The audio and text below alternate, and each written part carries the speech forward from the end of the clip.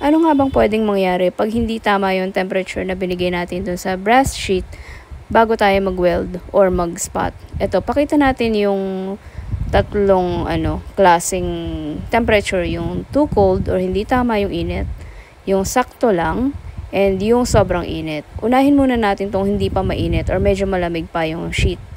Ayan, natunaw lang yung rod natin pero hindi dumikit dun sa sheet.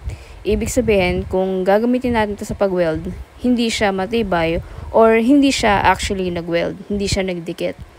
Gawin naman natin ngayon yung tamang preparation. Initin natin ng sakto lang yung sheet natin. Ayan, maganda yung pagka-weld niya, matibay and malinis. Ngayon, gawin naman natin yung sobrang init naman. Ayan, makikita natin na sa sobrang init, nagbabaga na or red na yung natin, yung brass sheet natin. Ibig sabihin, malapit nang mabutas. So, pag nag-weld tayo or nag-spot, ayan, naging liquid na siya.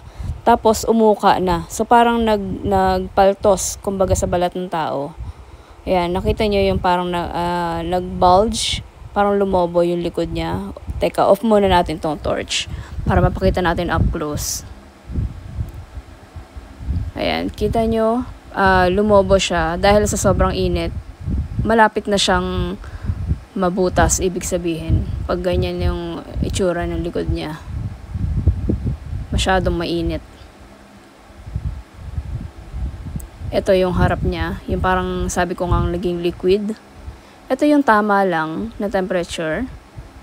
Ayan, dapat ganito yung itsura ng likod niya. Ayan, malinis.